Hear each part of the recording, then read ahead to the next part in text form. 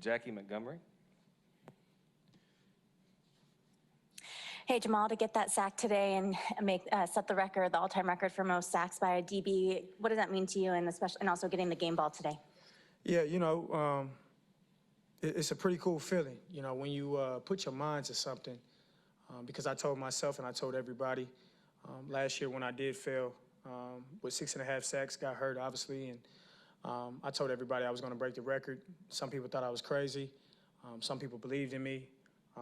But the only thing that mattered is that I believed in myself, and I knew that I was going to break the record.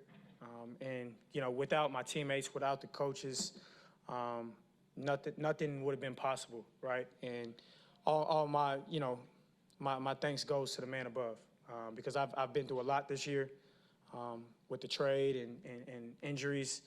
A lot of negative talk about me, but at the end of the day, I have an outstanding team. Outstanding group of teammates, outstanding group of coaches, PR, everybody. So everybody's just supporting me.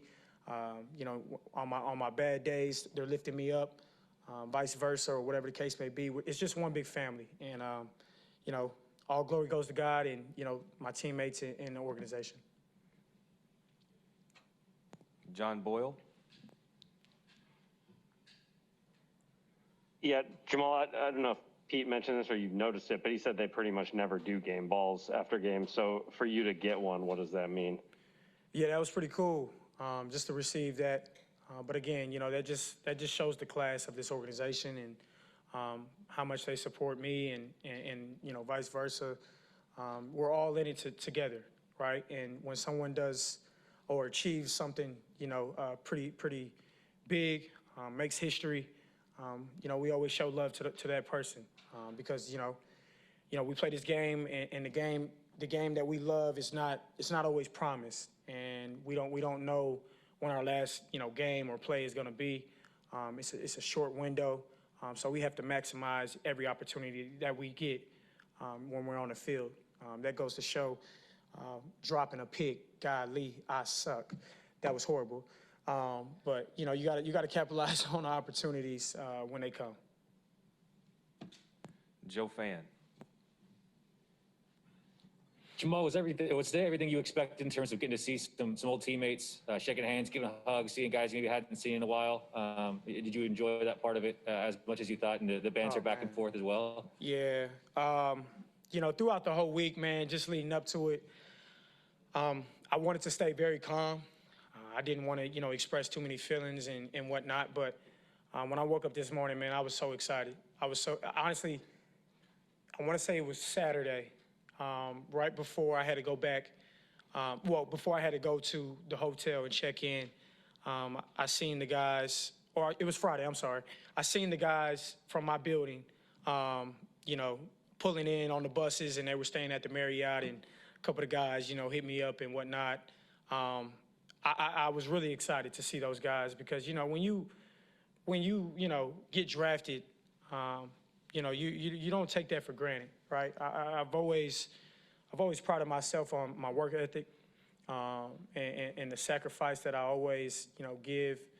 And, just to know that those guys took a chance on me and drafted me at a very, as a top 10 pick, right? And giving me a chance and believing in me.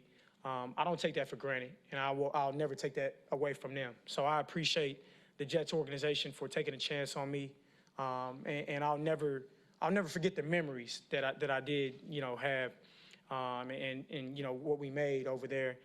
So seeing those guys, seeing the coaches, seeing Justice, the weight guys, and Ezron and Dave. I mean, seeing so many guys, it just brings back, a lot of memories because I do miss those guys, right? And this is bigger than football. It goes back to just relationships. That's the special thing and the beautiful thing about the game of football. Curtis Crabtree. Hey, Jamal, I asked KJ the same sort of question too, but you guys always had the faith that you would get better as the season comes along here. But at mid-season, you guys were on pace to allow the most yards ever passing in league history and all that. To come to where you are now off the 4 or 5 games you guys have put together, how big of a stride is that for you, and how big of a boost has that been for you guys on defense? Right, yeah, so we knew, throughout the whole year, we knew we had talent. and we knew we just had to, put it together. We had to communicate. We have to execute as a team, as a unit, should I say. And we knew once we did that, we could be special. And we're only getting better, man. So as long as we continue to, practice our tail off and continue to listen to coaching, continue to, feed off one another, bring the energy, bring the juice, play with confidence, play with swagger, man, we can be really, really special. And I think we're hitting our stride at the right time. Connor Hughes, The Athletic, New York. Yeah, Jamal, I was wondering, we were just talking to Adam, and he said that you guys were able to see each other after the game. He said you guys hugged. I was just wondering what that moment was like, if you guys said anything to each other, and kind of what was said between the two of you. Yeah, he just told me, go get you one. He was talking about a Super Bowl. And a lot of the guys came up to us, and, I don't want to blow our guy's head up or myself, which I'm not, but, they were just saying, we got a great team, right? And we've always believed in that. But he just, just congratulated me and wished me well, told me to stay healthy. And, it's pretty cool, man. At the end of the day, man, I'll say it, I don't have any hate towards, not even just Gase, to the organization. Everybody just had different views, and we had to move different. We had to take a different leap, and obviously the trade happened, and I'm happy to be here, man. So I wish those guys nothing but the best. I really do. I mean that. I know a lot of the Jet fans don't really think I'm coming from the heart, but I really am. I'm thankful for my time over there because I don't take it for granted. Those guys, helped me in so many ways. Denard Wilson, I give my credit to him in so many ways, just helping me become the player I am today. Playing with Marcus May, I'm not happy that he got a pick out there, but when I seen him make the pick, I definitely saluted him because that's my guy, man. And there's so many guys over there I can name. So hats off to him. Those guys got to keep battling, and eventually they'll figure it out. So it's nothing but love from my way, man. Mark Cannizzaro, New York Post. Hey, Jamal, congratulations on the sack thing. I just wonder, when you look at what's taking place over there, and I know you're tight with Marcus and a number of the other guys, do you have any sense of empathy for, what's your emotion when you see them 0-13, maybe on the way to, making history the wrong way? I just wonder what your emotion is that way. Yeah, it's tough, man. I would be lying to you if I sat here and I didn't sit on that sideline and I just kind of shook my head, and because I know how hard those guys work, because I've been with them for 3 years. I every day at practice, every day in the weight room, workouts, on the field. I know what type of team that is. I know what type of guys they have over there, and it's a lot of frustration, obviously, and I hope they get it right, and I know some of the guys are frustrated. Really, everybody's over there. They're pretty frustrated, and you just got to keep going, man. It's a marathon. It's not a sprint. I always, as long as you put your faith in God, you'll figure it out. And he's gonna always. This dude's a clown. I'm sorry. Dunlap is coming in here acting a fool, ruining the interview. As long as you put your faith in God, man, he's gonna walk life. He's gonna walk life with you.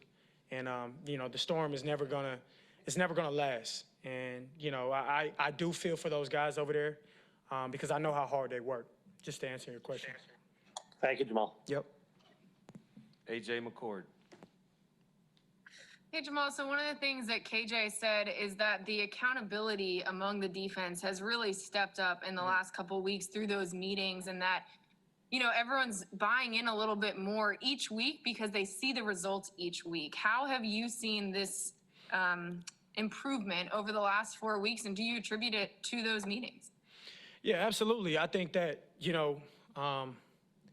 guys just don't want to be the one, right? And you don't want to be the guy that's making a mistake. I'm not going to name his name, but there was one play in particular I remember from the game. He got so mad at himself because he didn't do something right? And a play kind of happened. But I told him, man, it's okay. But guys just don't want to be that guy. They don't want to be the guy to let the team down. And that shows the character, right? And that shows the accountability like you talked about. And we just want to hold ourselves to a different standard because we have a lot of talent. We just wanted to put it all together and display it. Thank you. Michael Sean Dugar, and then Brady Henderson. Hey, Jamal, first off, that's one hell of a scarf, man. That's nice. Thank you, man. I appreciate it. Second thing, what specifically are you seeing from the defense that makes you confident you guys can play like this against teams that are better than, you know, what the Jets are putting out there? Yeah, it's just the confidence, man. It's the confidence and swagger. It's the execution. It's the accountability, like we talked about. And you just gotta know when you step on the field that you're prepared. As long as you prepare through the week, you understand when you go out there, you know what you're going to put out there, right? What you're going to put on film, because your film speaks for itself. And as long as we keep doing what we're doing, and which I know we will, because we have a lot of leaders on this team that is going to hold everybody accountable. And we just want to be great, man. We're shooting for one goal. And obviously everybody knows what that goal is, but it's one step at a time. It's 1 week at a time. It's one game at a time. We don't take opponents light. Each week is the same. We prepare the same. We just got to go out there and execute, and we have enough talent to do that. Thanks.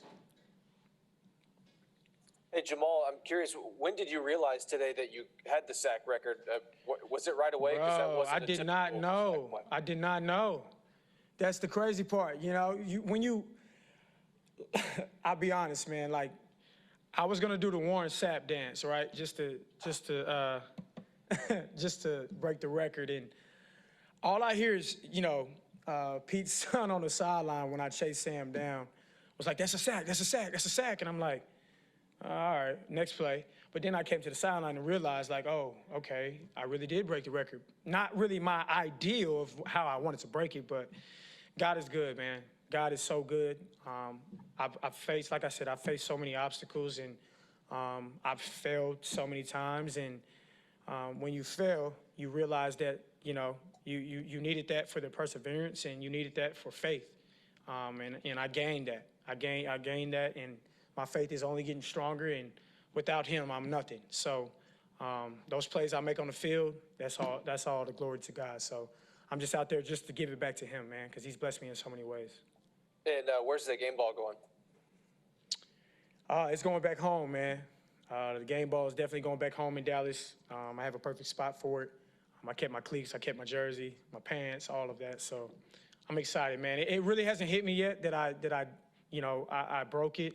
But really, I'm trying to shatter it, to be real with you, man. So this is just a start. It's not the finish, man. The marathon continues. Thanks, Jamal. Appreciate it. Thank you, Jamal. Thank you.